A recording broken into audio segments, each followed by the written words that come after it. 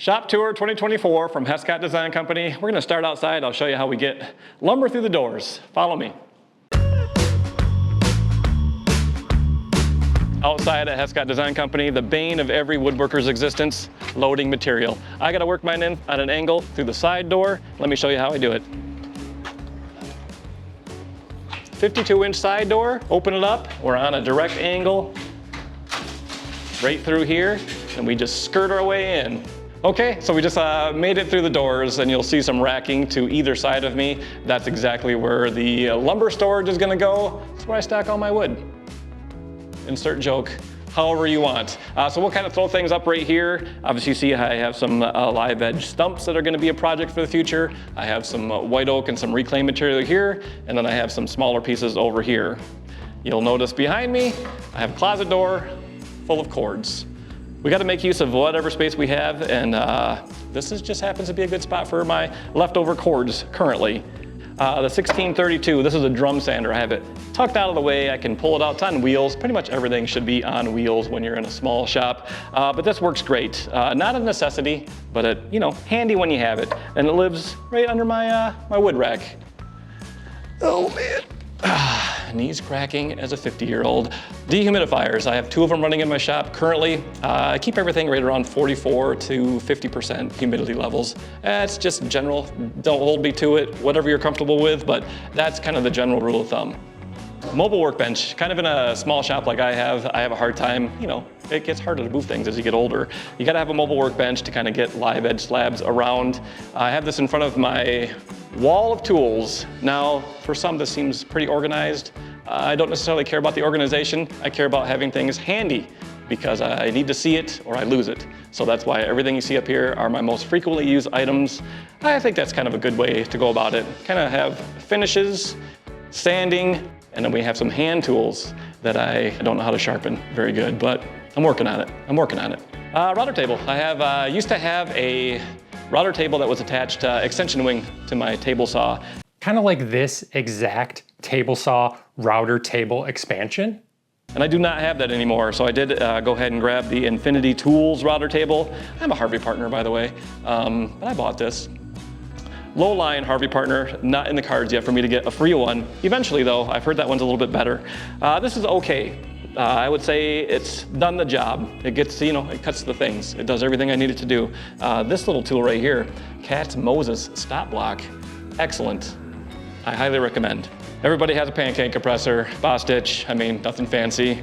Every garage has it. So we don't need to touch on it too bad, but check out, the Bessie love. Now I am a Bessie partner, but I did own, 72.45% of these clamps before they gave me some. But this has been a pretty handy way to store them so far for me. I have all the F-style clamps. I feel like those really come in handy when you're doing builds, and then I have my larger clamps kind of, burrowed away.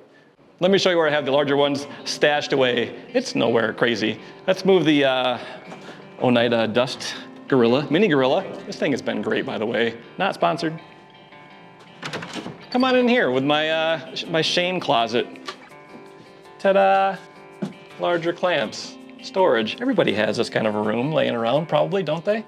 You'll notice in the background that I have limited storage in here, but there's some overflow. We have everybody's favorite Festool. I know what you're gonna say. I know.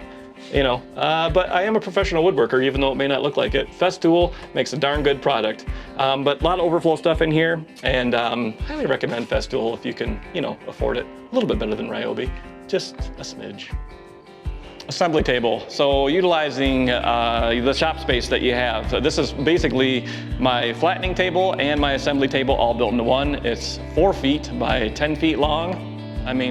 What can you say about it? It's flat. I also have a router sled that I made that will flatten slabs such as this. I don't have it set up right now, but it does the thing, makes things flat. That's what we need. Onward and upward. Okay, I should have just stayed here. By the way, Conway Twitty, Johnny Paycheck. Who wins in a fist fight? I got my money on Johnny Paycheck. Let me know in the comments who you think's gonna win. The Bosch miter saw. Controversy on these. You can do a lot without that in your shop, and it's just a rough chop tool. You can chop up lumber with a jigsaw, or you can use the miter saw. Dust collection on this, horrible. but it does the job. We picked up a aftermarket dust collection system. Forgot the guy's name. Shop Nation. Shop Nation. I'll tag them in comments. You can go there and buy this little doodad that makes the suction a lot better, but it cuts wood.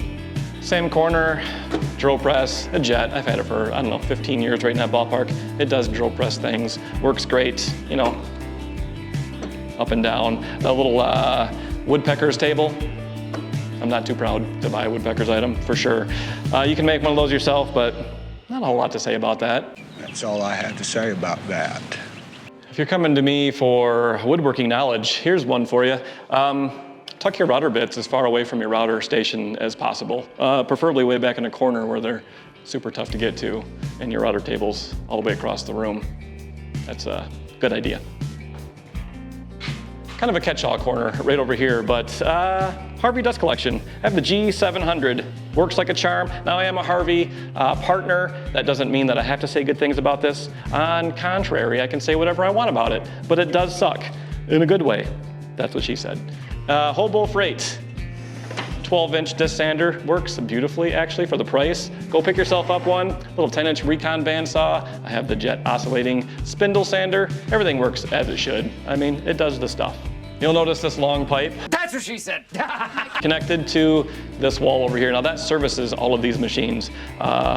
Harvey, again, a partner, I'm not gonna apologize for it. They make a good product and I'm happy to endorse them here. This is a new addition to the shop. This is the 15-inch bandsaw.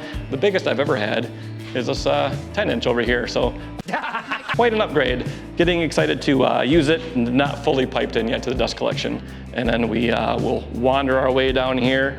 Oh, right here, this is pretty handy dandy. A little air filtration unit. It will take the particulate from it's science.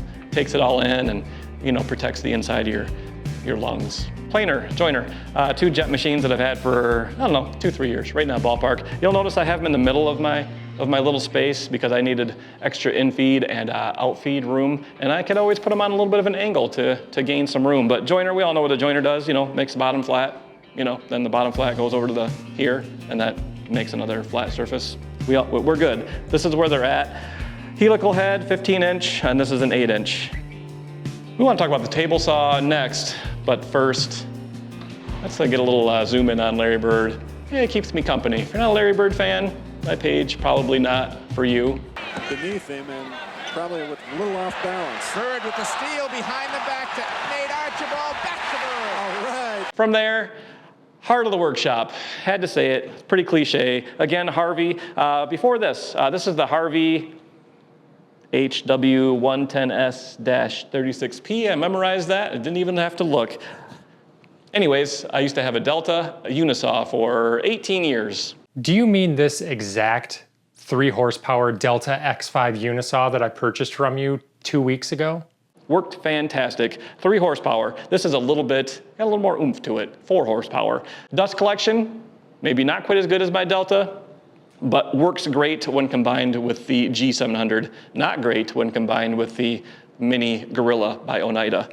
Not much to say about it. I have a ton of outfeed and infeed space here. I got it tucked up against the wall because I generally don't cut panel or sheet goods over here. I'll take my Festool, not sponsored, track saw and cut that on my infeed, outfeed table or assembly table over here. Overall, very happy with the Harvey as compared to my Delta. There are a couple things that, you know, pros, cons, likes, dislikes, because we're humans. The high-low fence, this is a European style fence system. Now the Bessemer fence, however you want to say it, is different. This fence will come off and tilt down. I haven't quite got great use out of it yet. Solid, works great, but I haven't used it in the low position. And to be honest, this, the fence readout, we'll get a little zoom in shot. I'll let you come in here and take a gander, but there's a high-low viewing glass that I believe they've upgraded on the new Big Eye fence. It's confusing. Sometimes you'll put it in the wrong position. Not good, but overall, very happy with the saw. Their miter gauge, the compass miter gauge, fantastic. I don't use a miter gauge a ton, but if you do, this one works very good. I use a lot of, jigs, panels, sleds, whatever you want to call them, right over there on that wall. That's what I use, but overall, very happy with this system. Check out Harvey if you have a chance. I think you'd be happy. Let's kick the tires and walk around a little bit more. So that wraps up the shop tour portion of Hescott Design, 2024. But this is just a shop. This shop feeds my front showroom. Pop along with me and I'll show you what we're doing out here. Okay, so yeah, that's the shop. This is Hescott Design Company. Ha-cha-cha-cha, ha-cha-cha-cha. Just joking. All right, we're gonna sit down here for a second. The back of the house is what's feeding the front of the house. I'm gonna have custom furniture out here. As you can see, we already have pieces that we've made back in the shop. When I say we, I mean me. So basically what we're gonna have out here are display units. You'll see a black table that's mid-century modern, Danish modern inspired. There'll be a 3-legged table that you'll see. Everything is gonna be mid-century modern, Danish modern inspired, and some live edge or natural edge pieces.